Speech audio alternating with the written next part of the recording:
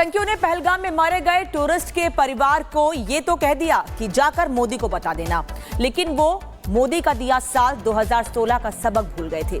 जी हां, जिस वक्त आतंकियों ने पहलगाम में आतंकी घटना को अंजाम दिया, पीएम सऊदी अरब की यात्रा पर थे, लेकिन उन्हें जैसे ही पहलगाम की खबर मिली, वो दौरा बीच में छोड़कर वापस भारत के लिए निकल गए और फिर वहां से शुरू हुआ आतंक के सफाई की वो रणनीति जो आतंक के सर्वनाश की वजह बनने वाला था। क्या था पीएम मोदी का वो प्लान, इस रिपोर्ट में।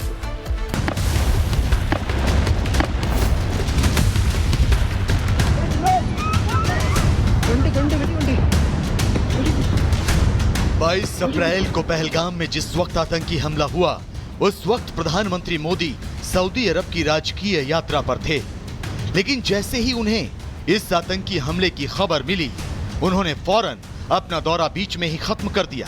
प्रधानमंत्री भारत लौट आए।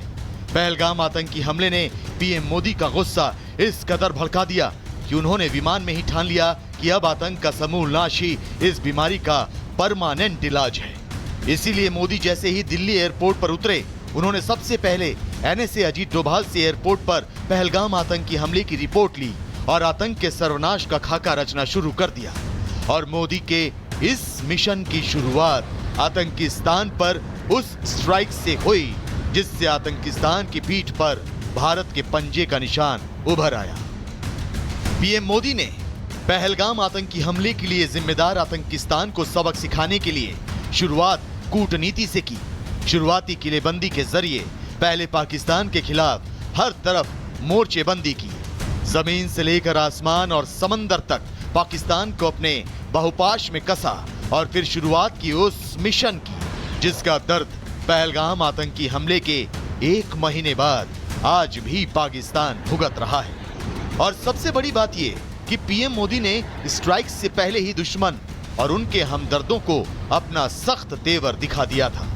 I say to the whole world, India will identify, track and punish every terrorist. आतंकिस्तान प्रायोजित जिस आतंकवाद को भारत पिछले कई दशकों से झेलता आया है, मोदी भारत को उस नासूर से आजादी दिलाने की कसम पहले ही खा चुके हैं। लेकिन पहलगाम आतंकी हमले को अंजाम देकर आतंकियों ने भारत के सब्र का बांध तोड़ दिया। प्रधानमंत्री मोदी समझ चुके थे कि आतंकियों को पनाह देने वाला पाकिस्तान ऐसे नहीं मानने वाला। इसीलिए पीएम ने पाकिस्तान को सबक सिखाने की शुरुआत भले ही कूटनीति से की, लेकिन भारत के मजबूत पंजों के इस प्रहार से पाकिस्तान का हर छोटा बड़ा नेता बौखलाने लगा। इस दरिया से हमारा पानी बहेगा या उनका खून बहेगा। पाकिस्तान बिलबिला रहा था, लेकिन प्रधानमंत्री मोदी चुप थे। पाकिस्तान को समझ नहीं आ रहा था कि आखिर इस चुप्पी के पीछे राज क्या है। पाकिस्तान को यह भनक लग ही नहीं सकी कि मोदी की इस खामोशी के पीछे उस एक्शन की तैयारी है जिसे पाकिस्तान पहले भी साल 2016 में झेल चुका है। और अचानक एक रोज पीएम मोदी ने पाकिस्तान को इसका इशारा भी कर दिया।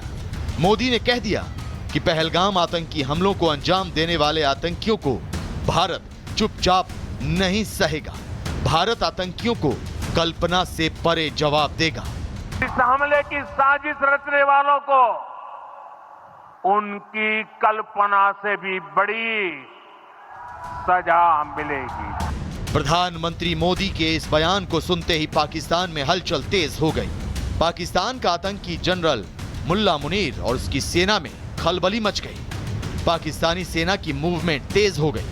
लेकिन इससे पहले कि पाकिस्तान भारत का इशारा भांप पाता, वो दिन आया जब आतंकियों को पालने वाले मुल्क को वो सबक मिला जिसके नतीजे से निकला सन्नाटा आज भी पाकिस्तान में कायम है। Bureau report, Republic Bharat.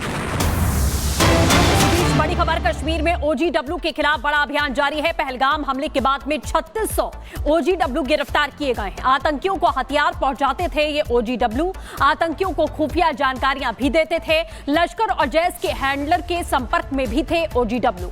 Social media app के जरिए हैंडलर्स के साथ बातचीत किया करते थे। ओजीडब्ल्यू से हथियार और इलेक्ट्रॉनिक उपकरण भी बरामद किया गया है। ये बड़ी खबर है। और ग्राउंड जीरो से पहलगाम से समय हमारे साथ मीनाक्षी जुड़ चुकी हैं। मीनाक्षी, पहलगाम हमले को 1 महीना हो गया है। ऑपरेशन सिंदूर के जरिए भारत ने जवाब भी दिया, मुंहतोड़ जवाब दिया, लेकिन ग्राउंड लेवल पर अभी भी कार्रवाई लगातार जारी है। क्या अपडेट है पहलगाम से? बिल्कुल, देखिए सृष्टि, लगातार यहाँ पर उन लोगों की शिनाख्त की जा रही है जो आतंक के मददगार हैं या आतंकियों के मददगार हैं। इसके पहले भी हमने देखा था कि एक पूरी लिस्ट जारी की गई थी जिसमें 14 एक्टिव आतंकियों के नाम थे। उसमें से 6 आतंकियों का तो सफाया हो चुका है, बाकी जो बचे हुए 8 आतंकी हैं उनकी तलाश भी तेज कर दी गई है। इसी के साथ जो हैंडलर है उनकी तलाश की जा रही है। अगर मैं पहलगाम की बात करूँ तो 1 महीने बाद यहाँ पर थोड़ी शांति ज़रूर नज़र आती है, लेकिन अभी लोगों की जो ज़िंदगी है वो पटरी पर लौटने में थोड़ा सा वक्त लग सकता है। वहाँ के तमाम लोगों से हमने बातचीत भी की, उनका भी यही कहना था कि देखिए पर्यटक आने शुरू हो गए हैं, लेकिन हाँ, लोगों के मन में कहीं ना कहीं थोड़ा सा भय है, लेकिन वो भय उन्हें पहलगाम तक पहुंचने से रोक नहीं पा रहा है। अगर बात श्रीनगर की जाए तो श्रीनगर तक भी टूरिस्ट का पहुंचना लगातार जारी है, उसी तरीके से वो पहलगाम की तरफ भी बढ़ते हैं। दूसरी तरफ एनआईए इस पूरे केस को आगे सॉल्व करने में लगी हुई है। तो जो ग्राउंड लेवल पे कार्य हो रहा है वो अलग हो रहा है कि अगर कोई भी ऐसा कोई एक्टिव सेल है या फिर कोई भी ऐसा कोई आतंकी है जो नुकसान पहुंचाने की कोशिश करता है तो उन सभी पर शिकंजा कसा जा रहा है और उसकी जो तैयारियां हैं वो जगह जगह पर देखने को भी मिलती हैं। श्रीनगर से अगर आप पहलगाम की तरफ आएंगी तो जगह जगह सिर्फ और सिर्फ आपको आर्मी की चेक पोस्ट मिलेंगी जहाँ पर आपसे पूछताछ की जाएगी, उसके बाद आगे बढ़ने दिया जाएगा। यानी अभी भी जो सर्च ऑपरेशन है वो कहीं पर भी खत्म नहीं हुआ है। यानी उन जंगलों में भी सर्च ऑपरेशन चलाया जा रहा है जहाँ पहलगाम की वादियों से होकर के वो आतंकी आए थे, लेकिन सर्च ऑपरेशन समाप्ति की ओर अभी बढ़ते हुए नजर नहीं आ रहा है, जैसा कि सरकार की तरफ से भी ये बताया गया था। ऑपरेशन जारी, यही वजह है कि कश्मीर से लेकर जम्मू तक तमाम जगहों पर सर्च ऑपरेशन के बीच शोपियां और त्राल में बड़ी सफलता मिली, जबकि किश्तवाड़ में भी लगातार ऑपरेशन जारी है, मुठभेड़ जारी है। धन्यवाद आपका मीनाक्षी जानकारी के लिए। पहलगाम आतंकी हमले का जवाब पहले भारत ने पाकिस्तान को कूटनीतिक हमले से दिया, जिसने पाकिस्तान की बेचैनी बढ़ा दी। खासकर सिंधु नदी के पानी की प्यास ने पाकिस्तान का हलक ऐसा सुखाया कि पाकिस्तान के सियासी नेता बौखला गए हैं। लेकिन पाकिस्तान ये सोच नहीं सकता कि ये तो बस शुरुआत है। भारत आगे वो करने की तैयारी में है जो उन्हें दिन में ही तारे दिखा देगा, और आगे अब यही होने वाला था। रिपोर्ट देखिए।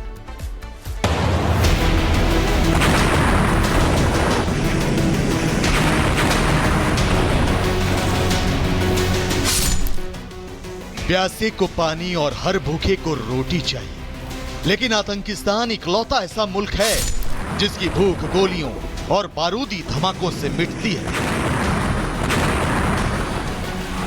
और भारत वक्त वक्त पर उसकी ये ख्वाहिश पूरी करता आया।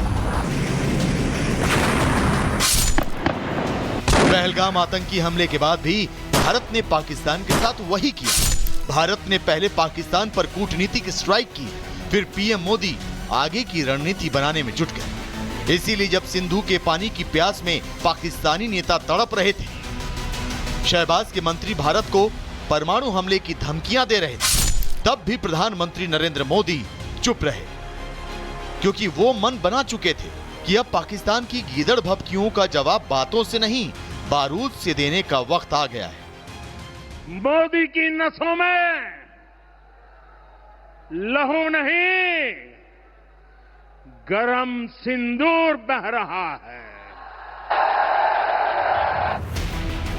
और पीएम मोदी ने बाकायदा पाकिस्तान को यह संदेश डंके की चोट पर दिया। जिस वक्त पाकिस्तान के मंत्री भारत के खिलाफ जहर उगल रहे थे, मोदी ने ऐलान कर दिया कि भारत पहलगाम आतंकी हमले का जवाब लेकर रहेगा। भारत पहलगाम आतंकी हमले पर चुप नहीं रहेगा। भारत आतंकियों को कल्पना से परे जवाब देगा। मैं बहुत स्पष्ट शब्दों में कहना चाहता हूं, जिन्होंने ये हमला किया है